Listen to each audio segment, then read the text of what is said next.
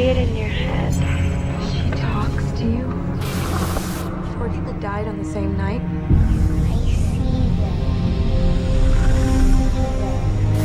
The images on the tape, they're leading us somewhere.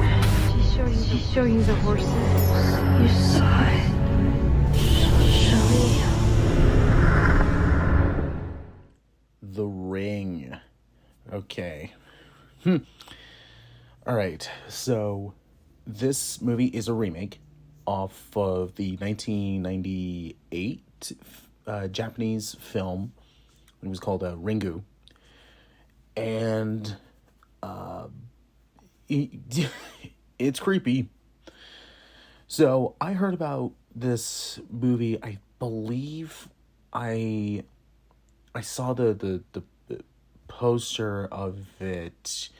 I think one of my parents had the DVD for it, and I don't remember if they did, but I saw the poster for it, and I'm just like, okay, it's just the title and then the outline of like a ring shape. Okay, what is this about? Is this going to be like Lord of the Rings all over again? Like, what is this?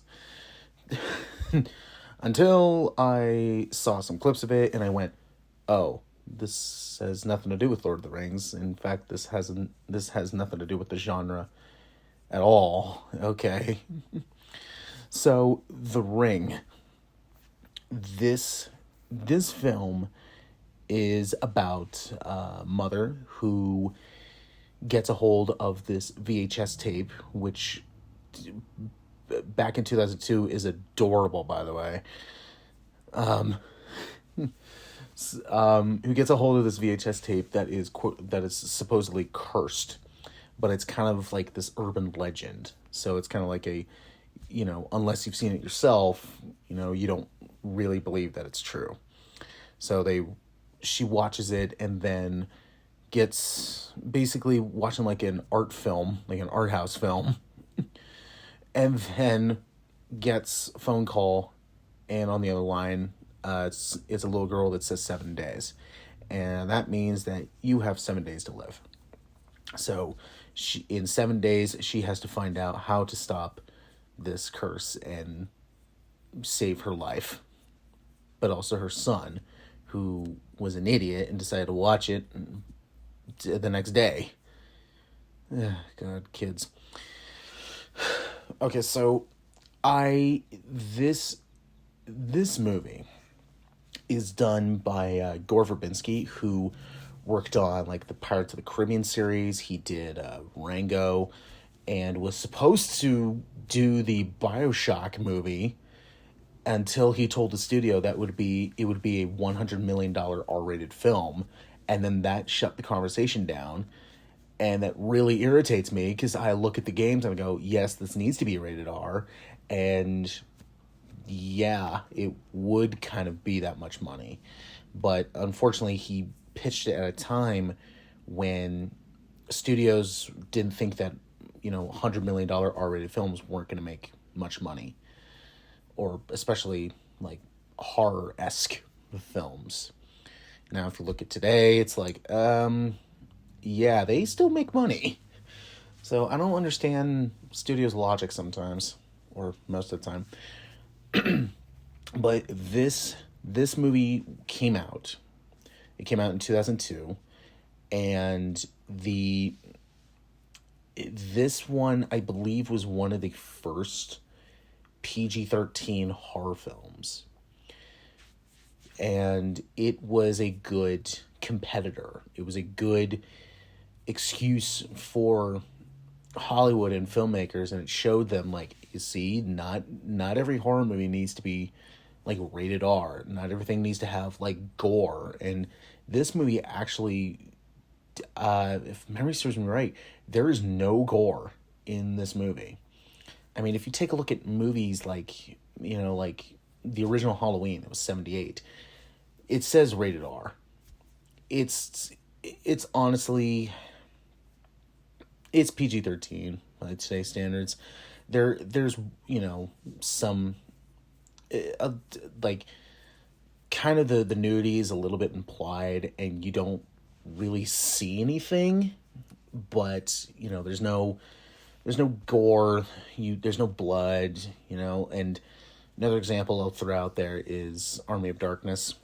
That film, it says rated R, but it's PG-13 by today's standards. It's like, I watched that when I was a kid and didn't think it was rated R until years later. I was like, oh, that was that rated? Okay. I wouldn't have guessed that. But, The Ring was a great example of PG-13 can actually have some horror movies and not try to make quick bucks. Another example I'll throw out there is Quiet Place. Those ones are PG-13 because they don't really rely on the violence too much, and it worked. So I kind of, it's PG-13 can make some great scary movies, and they don't need to appeal to an adult audience. But this one, it takes that, because like nowadays we'll get those PG-13 movies that will come out in October that they don't spend any money on, nor any time and no writing, and they're just made to get a cheap buck out of the teen audiences. This one, no. This one, it doesn't try to market to the teen audiences, especially since this movie came out, before we had the internet was a wider playing field, or iPhones, like cell phones, like they're still using landlines in this. So this is very much a product of the time. And if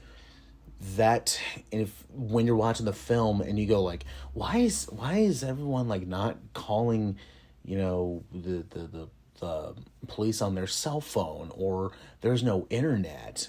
It's because it came out before that.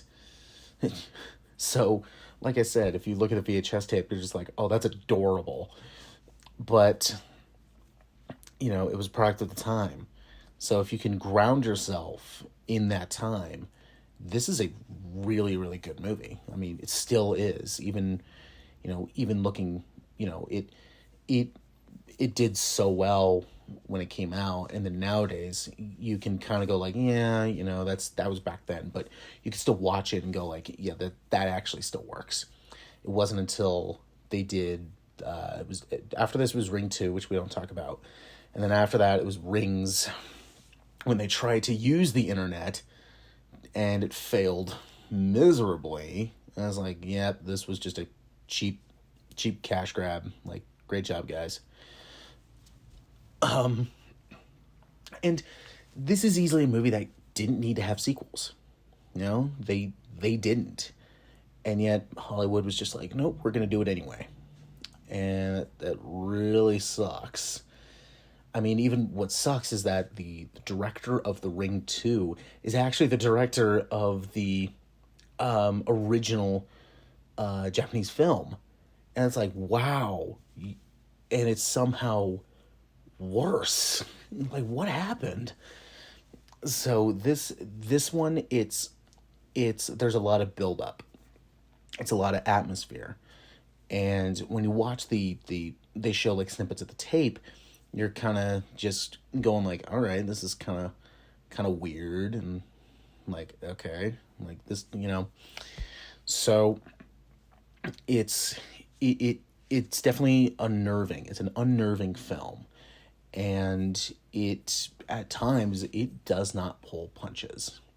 It's just like, hey, you like what this is doing? Well, too bad. Hey, you want to see something that will be regarded as one of the scariest jump scares in movies? Well, here you go. And it's a jump scare that doesn't rely on there is a loud sound, but it's not like, like today, where like every little thing that makes a character jump will have that sound attached to it. It's kind of like a in the moment thing, and it works. And the fact that it's over, like, in a second, it's almost a blink and you'll miss it moment. But the movie makes sure that you see it. And you're just like, oh, well, that sucked.